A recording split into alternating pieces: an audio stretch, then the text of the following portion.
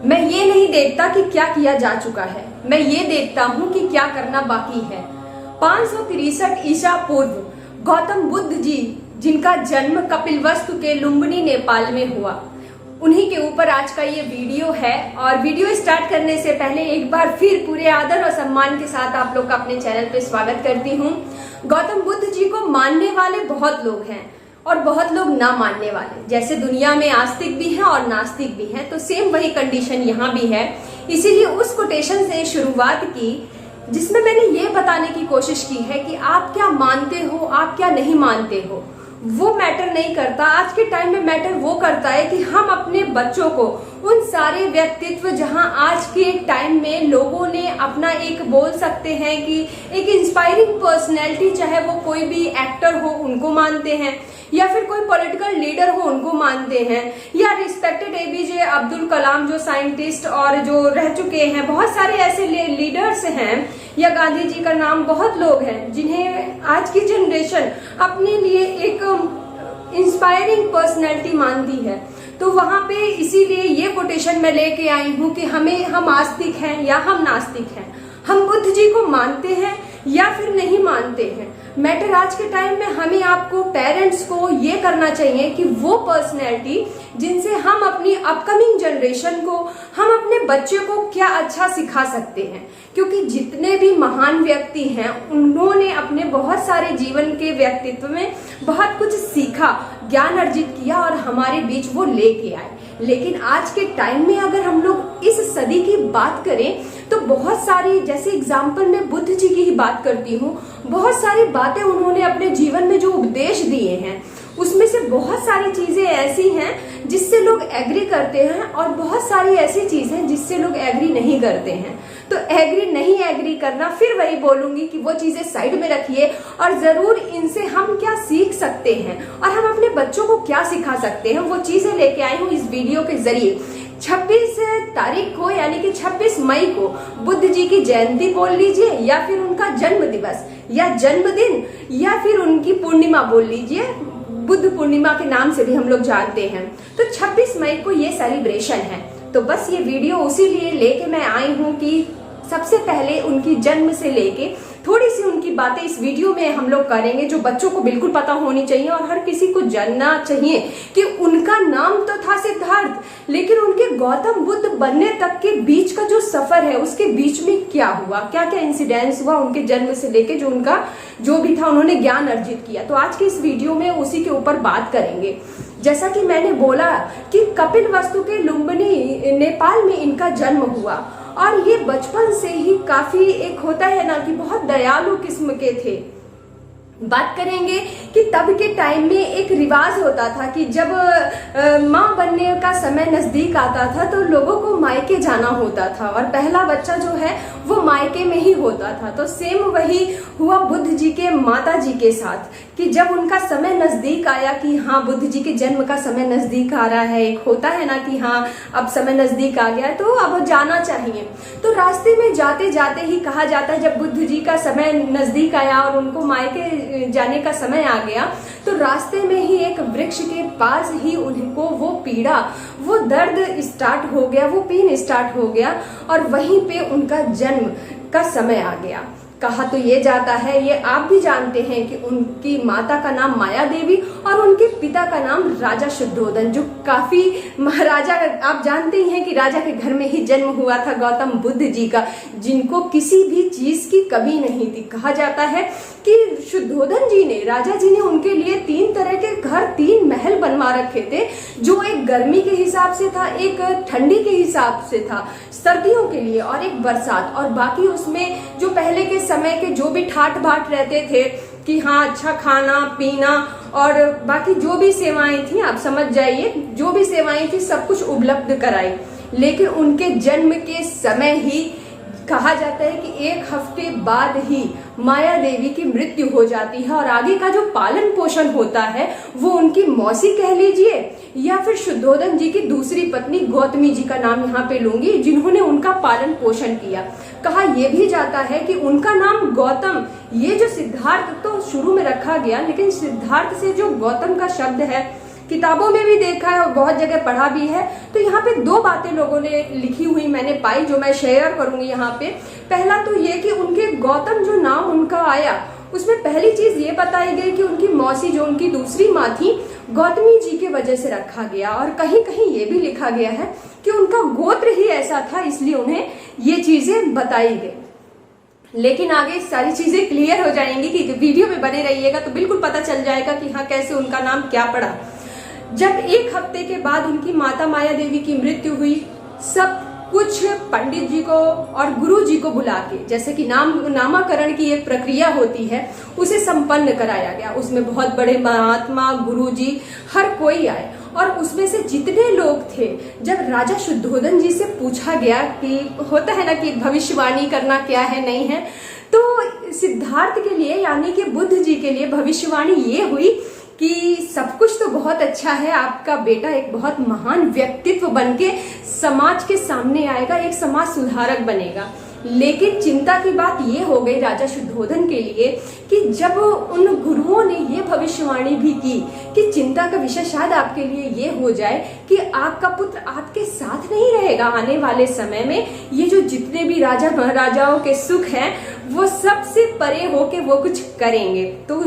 ये जाहिर सी बात है कि पिता की जगह पे कोई भी रहेगा तो थोड़ा तो परेशान हो ही जाएगा कि सारा सुख होते हुए ऐसा क्या कारण होगा भविष्य में कि उनकी खुद की संतान उन्हें छोड़ के चली जाएगी। तो फिलहाल जो भविष्य में लिखा होता है वो उसे कोई टाल नहीं सकता। ये सबसे बड़ा सत्य है जिसे आज के डेट में हम आप हर कोई जानते हैं कि जो लिखा हुआ है वो होनी होके ही रहेगी, और वही हुआ। आगे की कहानी अगर बताऊं तो धीरे धीरे कहा जाता है 16 वर्ष की आयु के पहले, जब उन्होंने 16 वर्ष की आयु कंप्लीट की तो उनकी शादी हो जाती है, विवाह हो जाता है यशोधरा जी के साथ में। और उसके पहले का जो भी समय उनका रहता है, बचपना आप कह लीजिए, जरूर बच्चों को ये चीज बताइए कि उनके गुरु विश्वामित्र जी ने उन्हें धनुर्विद्या से लेके, घुड़सवारी से लेके, और एक जो सार्थक जो रथ चलाता है उस पे अपनी कमान बनाने का, कोई भी उनके टक्कर का नहीं था, उनको मात देने वाला नहीं था। एक अच्छे सारथी के रूप में आप कह लीजिए, या एक अच्छे घुड़सवार के रूप में, या धनुर्विद्या का पूरा ज्ञान, ये सब कुछ उन्होंने गुरु विश्वामित्र जी से सीखा। लेकिन उसके बाद वर्ष जब 16 साल की जब उनकी उम्र हुई और उनका विवाह कर दिया जाता है यशोधरा जी के साथ में, उसके बाद एक पुत्र का भी जन्म होता है जिनका नाम है राहुल। राहुल नाम रखा जाता है। लेकिन एक होता है कि कभी कभी हर कोई एक इंसान है, हमारे आपके साथ भी ये चीजें होती हैं कि जीवन से, लाइफ से सेटिस्फेक्शन, एक संतुष्टि कभी कभी नहीं होती कि क्या है जीवन का लक्ष्य, या ऐसे बहुत जीवन से जुड़े सवाल जो रात में हम सोने जाए तब हमारे दिमाग में चलते हैं, या फिर हम सो के उठे तो हमारे दिमाग में, मतलब एनी टाइम, मतलब 24 घंटे में। ये आज का सच है कि 24 घंटे में कभी भी हमारे मन बहुत चंचल होता है, कभी भी कुछ भी आ जाता है। तो वही चीज है, क्योंकि इस पे भी बहुत लोगों का विरोध लोगों ने किया है कि मतलब बुद्ध जी की शादी हो गई और उन्होंने उपदेश में ये दिया कि हाँ, आगे बताऊंगी, इस टॉपिक पे बात करूंगी कि लोगों ने क्या कहा कि जो उन्होंने उपदेश दिए हैं उसको उन्होंने खुद फॉलो नहीं किया है इस चीज को लेके। फिलहाल मेरा वीडियो बनाने का पर्पस यही हमेशा से रहा है। हर वीडियो आप अगर नोटिस करोगे तो वो वीडियो, मेरे जितने भी वीडियो हैं उन पर्सनैलिटी के साथ आते हैं जो एक फैमिली सुन सके अपने बच्चों के साथ, और अगर कहीं कुछ हो रहा है तो बच्चों को समझा सके और खुद भी सुन सके अगर उन्हें नहीं पता है। तो फैमिली बेस्ड ही वीडियो होते हैं। तो जैसा कि मैंने कहा कि मन विचलित हो जाता है कभी भी 24 घंटे के अंदर, तो सेम वही इनके साथ भी हुआ, सिद्धार्थ जी के साथ भी हुआ। कहा जाता है एक दिन रात में उनका मन बहुत बेचैन हो जाता है, और कब, ठीक उसके पहले ही, ठीक उसके कुछ दिन पहले ही कहा जाता है कि बहुत सारी चीजें जब वो घूमने निकलते हैं एक दिन, तो कभी कभी एक वृद्ध उनके सामने आ जाता है तो उनकी तकलीफ कि ये क्या है, ये रहस्य क्या है, इसको तकलीफ क्यों हो रही, या कोई बीमार व्यक्ति तो वो उसका पता पूछते थे लोगों से कि बीमार है, ये बीमारी क्या है, ये दुख क्या है, ये तकलीफ क्या है। या कभी मृत व्यक्ति को देख लेना तो पूरा सस्पेंस में हो जाना कि ये मृत्यु क्या है, इंसान मरता क्यों है। इस तरह के तमामों सवाल जब उनको बेचैन करने लगे तो एक रात वो अपने इनको यशोधरा जी को और अपने बेटे को ही, वो लोग सो रहे होते हैं और ये उठ के वहां से सब चीजों का त्याग करके अपने मन में पूरा ये बना लेते हैं कि मुझे इन सारी चीजों का त्याग करना है और सत्य का पता करना है कि आखिर सत्यता क्या है, इन जीवन के पीछे जीवन की सच्चाई क्या है। तो ऐसा सोच के वो घर त्याग कर देते हैं, घर से निकल जाते हैं और कई महीनों तक, आप कह सकते हैं महीनों क्या बोलना है इसमें, कम से कम लगभग 6 वर्षों के आसपास उन्होंने सिर्फ और सिर्फ अपने वस्त्र बदले और सादे ही वस्त्र में 6 वर्षों तक के टाइम में कहा जाता है कि सिर्फ तिल के चावल खा के उन्होंने तपस्या की।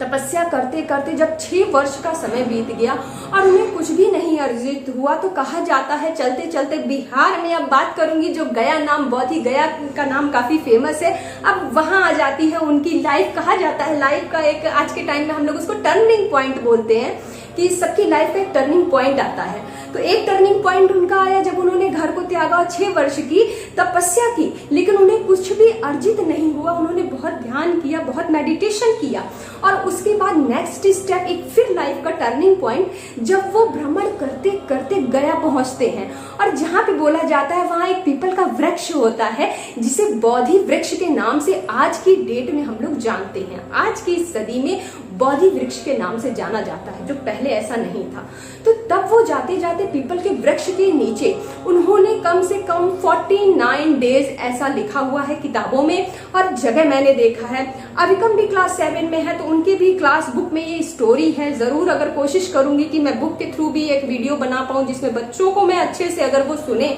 तो मैं समझा पाऊं। तो अविकम के उस सिलेबस में भी ये चीजें दी हुई है जिसमें लिखा हुआ है कि 49 डेज काउंट किया हुआ है उन्होंने उस वृक्ष के नीचे तपस्या की और 49 डेज कंप्लीट होने के बाद उन्हें सच्चा ज्ञान अर्जित हुआ, ज्ञान की प्राप्ति हुई और यही वो टर्निंग पॉइंट है जहां से उनका नाम सिद्धार्थ से गौतम बुद्ध पड़ा। इसके पीछे एक और छोटी सी कहानी है। कहा जाता है एक महिला थी, वहां की एक महिला थी जिसे काफी दिनों से पुत्र की प्राप्ति नहीं थी, तो उन्होंने एक मन्नत मांग रखी थी कि उनकी मन्नत आज के डेट में भी, देखिए पीपल का वृक्ष, पीपल का पौधा ऐसा है कि आज के टाइम में भी महिलाएं, हम आप, बहुत से ऐसे ओकेजन्स आते हैं कि हम लोग वो मौली सूता होता है उससे धागा बांधते हैं, मन्नत को वो करते हैं और पूजा पाठ भी करते हैं। और ऐसी मान्यता है कि पीपल के वृक्ष में सारे देवी देवताओं का वास होता है। ऐसे मैंने अपने बुजुर्गों से सुना है, तो वो चीजें आप लोगों से शेयर कर रही हूँ। तो कहा जाता है कि उन महिला ने मन्नत मांगी थी कि उनको पुत्र हो जाएगा तो वो आके उस वृक्ष के नीचे दर्शन करेंगी, उनकी मनोकामना अगर पूर्ण हो जाती है तो। सेम वही हुआ। तो जैसा कि एक तरफ 49 डेज था गौतम जी का और उनकी मन्नत पूरी होती है, तो वो क्या करती हैं तब के टाइम में, कहा जाता है सोने के थाल में वो खीर बना के लेके जाती हैं और जब वहां वो गौतम जी को देखती हैं तो उन्हें वो चीजें भेंट कर देती हैं। काफी टाइम से उन्होंने देखा होता है कि वो तपस्या कर रहे हैं, वहां वो खीर उन्हें भेंट कर देती हैं और वो कहती हैं कि ईश्वर करे कि जैसे मेरी मनोकामना पूरी हुई ठीक वैसे ही गौतम बुद्ध की भी, वो जो बैठे हुए हैं उनकी भी मनोकामना पूर्ण हो। और सही कहा जाता है, हम आप कहते हैं कि 24 घंटे में सरस्वती माता का वास होता है हमारी जबान पे, तो वो सत्य हो ही जाता है। और ठीक वही हुआ, उस महिला का कहा हुआ पूरा ही हुआ। 49 डेज के बाद उन्हें सत्य का पता चला, सत्य की प्राप्ति हुई और उनका गौतम बुद्ध बनने का सफर स्टार्ट हो गया। आज के डेट में अगर हम लोग बात करें आगे, कहानी तो इतनी लंबी है कि वीडियोस बुद्ध जी के बारे में कम पड़ जाएंगे। वीडियो में उनको समेटना बहुत मुश्किल है, किताबों में समेटना बहुत मुश्किल है, शब्दों में समेटना बहुत मुश्किल है, क्योंकि आज के डेट में यहाँ पे मैं एक मैसेज देना चाहूंगी अपकमिंग जनरेशन को कि ये जो अपने इंस्पायरिंग ये लोग बनाते हैं कि हाँ हम इनको मानते हैं, इनको अपना मोटिवेशन मानते हैं, हम इनको सुनते हैं, लेकिन अगर थोड़ा सा अगर हम पीछे जाएं तो बहुत ऐसी सारी पर्सनैलिटी है जिनसे हम काफी कुछ सीख सकते हैं। लेकिन अफसोस है कि आज के डेट में अगर हम बच्चों से पूछें कि कौन है, आप किसको ज्यादा मानते हो, तो ये सारे जबान पे नाम नहीं आएंगे कि हाँ हम इनको मानते हैं या उनके बताए गए उपदेशों पे चलते हैं या उनको समझते हैं। अपना ही रूल है फिलहाल ये लाइफ का। लेकिन मैं यही बोलूंगी कि बच्चों को भी कि थोड़ी सी पिछली कहानी, थोड़ी हिस्ट्री में भी जाना बहुत जरूरी है। हिस्ट्री में जाइए, चीजों को पढ़िए जरूर 1 घंटा निकाल के, और जो अच्छी चीजें हैं उनको ग्रैब करिए। अगर आपको इन फ्यूचर स्टैंड करना है, एक अच्छा अपना बेस बनाना है और खुद के लिए इंस्पायर होना है, दूसरे को भी अपने लाइफ से इंस्पायर करना है और एक अच्छी पर्सनैलिटी बन के उभर के आना है इन द फ्यूचर, अगर आप चाहते हैं तो वही चीज है। यहाँ पे गौतम जी का सफर शुरू होता है और आज की डेट में आप देखेंगे कि जापान से लेके कोरिया की अगर मैं बात करूं, या बहुत सारे मंगोलिया का नाम ले लीजिए आप, बिहार से लेके, भारत से लेके बहुत ऐसे जगह हैं जहां पे आप देखेंगे बुद्ध जी को मानने वालों की कमी बिल्कुल नहीं है। जैसा कि मैंने कहा, आस्तिक और नास्तिक भी हैं, तो बुद्ध जी को मानने वालों की कमी नहीं है। कुछ नहीं मानने वाले भी हैं उनके विचारों का, और कुछ मानने वाले भी बहुत लोग हैं। और अक्सर ये चीजें मैंने देखा है कि विदेशों में भी इनके मानने वालों की कमी आज बिल्कुल भी नहीं है, क्योंकि बुद्ध जी तो चले गए, लेकिन उन्होंने अपने पीछे बहुत सारे अपने अनुयायी बना रखे हैं, जो आज भी कहा जाता है कि बुक में पढ़ा था, अभिकम की बुक में पढ़ा था कि हाँ, उनके बताए गए उपदेशों को लोगों ने आज अपने गले से लगाया है। इस तरह की बातें उनके लिए। तो आज की इस वीडियो में बस इतना ही कि उनकी जन्म और उनके बचपन और उनकी कहानी जो था सिद्धार्थ से लेके गौतम बुद्ध जो उनका नाम पड़ा वहां तक के बारे में कोशिश करूंगी आगे का वीडियो, क्योंकि 26 मई है, उनका दिन आ रहा है, तो और भी वीडियोस उनसे रिलेट करके आप लोग के लिए बराबर लाती रहूं। वीडियो अगर अच्छा लगा है तो वीडियो को जरूर से जरूर लाइक करिए, शेयर करिए और फैमिली के साथ बिल्कुल वॉच करिए, देखिए इसको। और बहुत जल्दी मिलूंगे अपने नेक्स्ट वीडियो में। Thank you so much.